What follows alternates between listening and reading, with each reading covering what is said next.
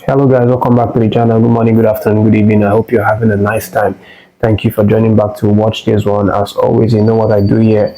I give you guys updates regarding Nigeria's Spygos and our team.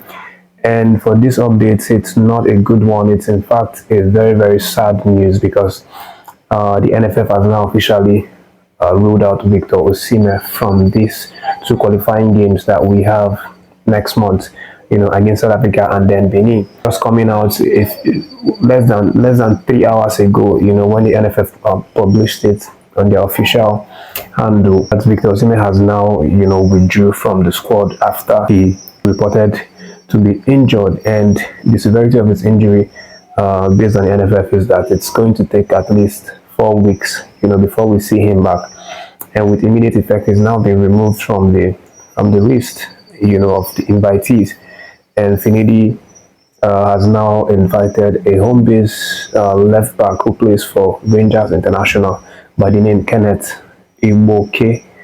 23-year-old is now the person that's going to replace the slot or the void left by Victor Osimhen. This is definitely what I was scared of. I know Osimhen has suffered a lot, and he just recently came back in the last game that Napoli played on Sunday. I talked about it in the last video, where I mentioned that he played for 25 minutes. He was introduced in the match in the 65th minute, and he only had to play 25 minutes of the game. But I didn't really see any sign of injury, during these times that he played. But again, you cannot see everything. It's the player that feels what he feels, and he knows that he's not really fit.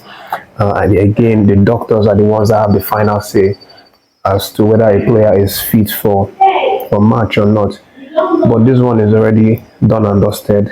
Osimhen completely ruled out of that one. Now we now have, the likes of Victor Boniface and Paul Onuachu to actually step up. Terry Murphy as well to step up in these attacking areas.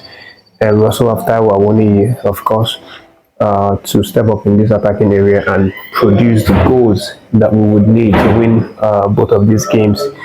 I know that it's going to be a really big, heavy blow for Nigerian Super Eagles not having Osimhen, current African Player of the Year in this team. Is definitely going to be something that's going to detract, from our squad. But nothing spoiled. We are still getting that result. We are still getting the wins in those two games. Now, on replacing Osimhen, Finidi decided not to go for likes, in terms of qualities and the position that the player plays, because he goes to bring a left back from Rangers International, Kenneth Iwoke. And from what I'm hearing, this guy is a very talented 23-year-old left back. And I feel the move from Coach Finidi. Of course, we know that we've been struggling with the defensive areas. All our left back basically being ruled out for this encounter. And before this guy was brought in, I'm not sure we even have any natural left back. We just have people that can be converted to play in the left back position, likes of Osei Samuel and Ismail, of course, who are naturally two. But with this guy now, it's definitely a bit of a balanced squad. Of course, we know Victor Osimhen is definitely a big miss for us, but we still have, some really lethal world-class strikers in the likes of Victor Boniface, Terry Murphy, Taiwo Awoniyi. On their day, they can completely give us the win, get us the goals that we need to win the games. But let's see how it will go.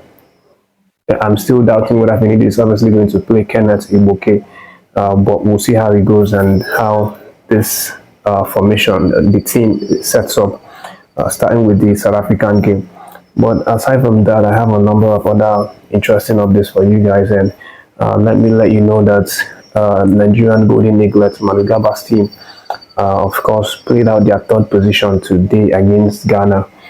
And it was a victory for Manugaba and his team. He actually won the game 3-2 for that one. It was a very keenly contested match, very difficult because, at some point we were down in the game. We actually scored the first goal. Ghana equalized, and then we were leading us 2-1. And then we equalized, and then we added the extra one.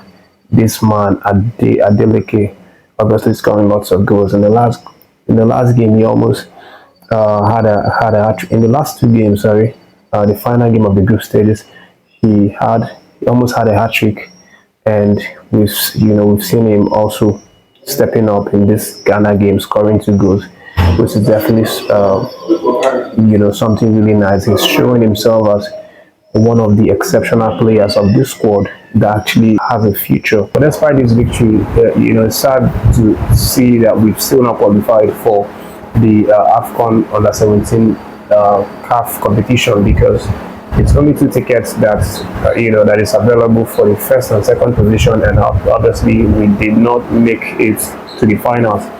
But as I said in the last video, CAF is still considering increasing the number of countries that's going to play in the CAF under 17 AFCON competition. So when that happens, we might still get a shot at grabbing one of the extra tickets available for that one. That means if this happens, we will still have a chance to qualify for the FIFA under 17 competition. Let's keep our fingers crossed. Whenever there's an update regarding this one, I'll definitely let you guys know. So make sure to subscribe to the channel so that you don't miss out on these kinds of updates. And moving on beyond that update, let me let you know that Lookman is in danger of showing up in the Nigerian Super Eagles camp late, or slightly late, because of the demands from his club side, Atlanta. Of course, you know that the camp obviously starts this weekend. Not this weekend, on Friday actually. That's the day that the camp is supposed to start. The likes of Lookman now is expected to come late because his Atlanta side, have now sent out a message to NFF that they will be needing his services in this weekend's game, because they actually have their last remainder game of the season, which is actually an outstanding game. They have it on Sunday. And Atlanta, based on the reports, wants Lookman to stay behind and complete that game before he travels to Rio to join the Nigerian Super Eagles team. And the speculation right now is that Lookman is going to arrive to the camp very late, not very late, and the earliest that we're expecting him is on Monday, which is not very good because, of course, our first game is next week, next weekend. But that's what's happening right now. So expect Lookman to be a little bit late. We just hope that it's not too late, that it will affect the plans and Finidi's strategy. But for the final update, guys, let me let you know that Sadiq Umar, it seems to be having some sort of issue with his Real Sociedad club.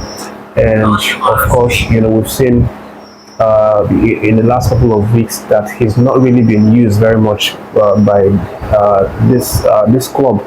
And the report right now is that he may even have a bit of an issue with his current boss in Real Sociedad, Emmanuel Algusil, because Sadiq Umar is obviously not very happy with the coach for not having to use him for a lot, in the recent matches that they played. It's crazy, but he only played 22 minutes in his last 9 games, of the season for Real Sociedad, which is not good enough. The young man is not happy, and the report is that he might even seek for transfer to another club in search of playing minutes. But I hope he comes back strong. He humbles himself and definitely find himself in the right side of the coach, so that he will be treated fairly, given match minutes to play and everything that comes with it. That's the update, guys. Thank you for watching this one. Don't forget to like and share the video, react to any of the stories that you like. Thanks for watching this one. Take care of yourself. Subscribe if you've not done so, and have a lovely day, guys.